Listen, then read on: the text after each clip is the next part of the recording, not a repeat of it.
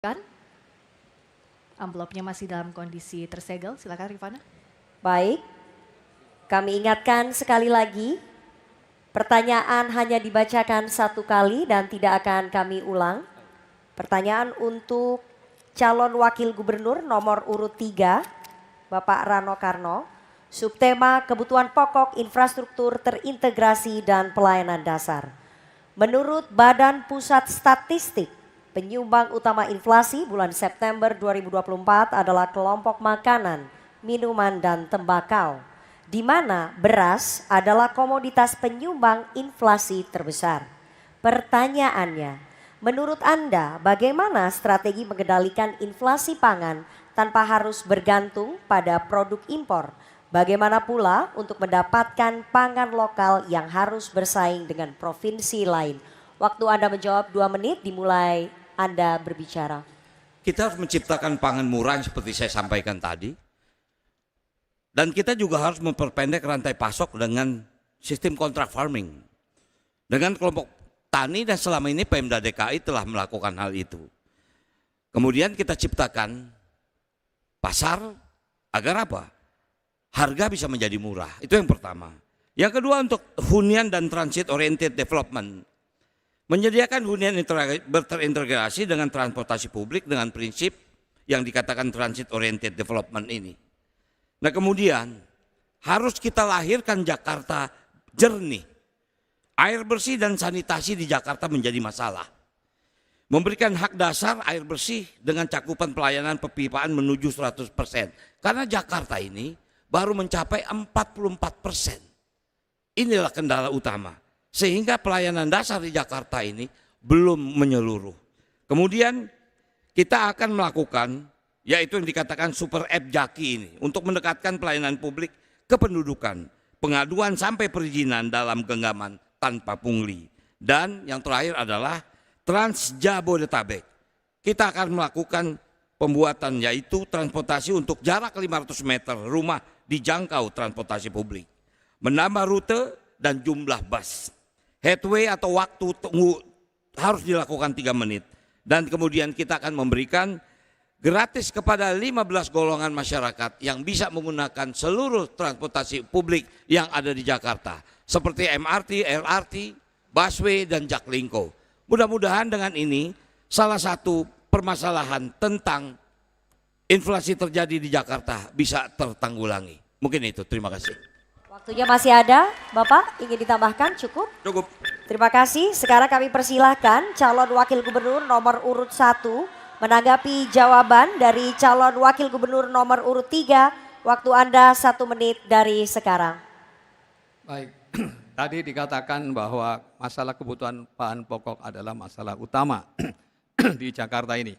Karena memang 98% kebutuhan Jakarta dipasok dari luar Jakarta.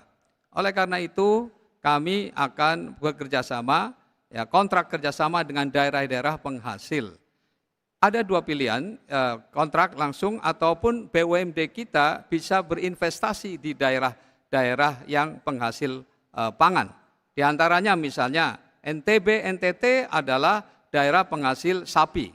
Maka bagaimana kita bisa membuat RPH modern di sana dan kemudian dengan akses melalui pesawat kita bisa antar ke Jakarta.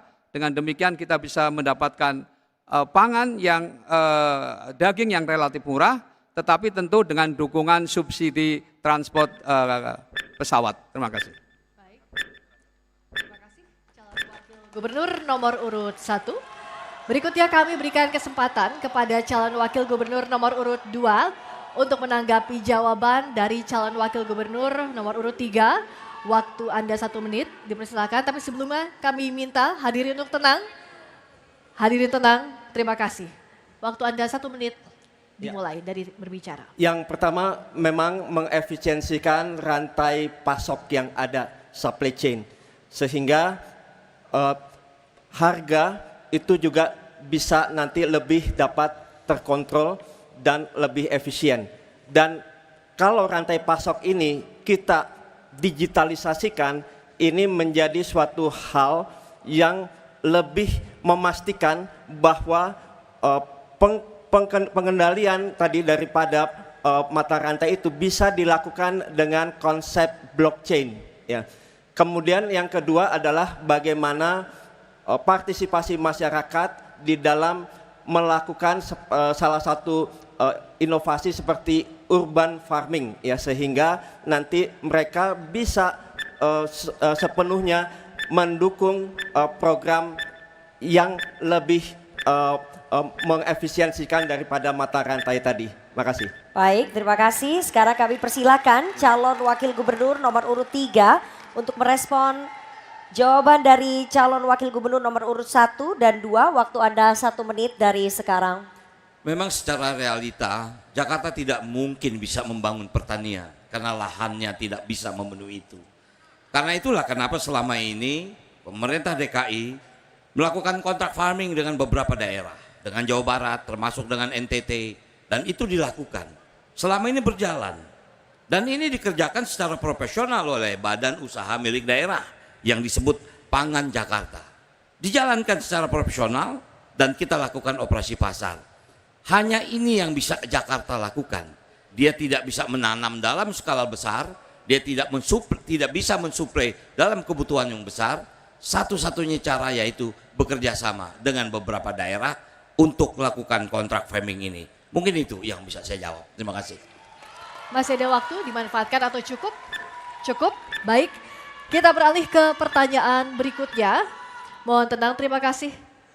Kami persilakan panelis Bapak Timbul Siregar untuk mengambil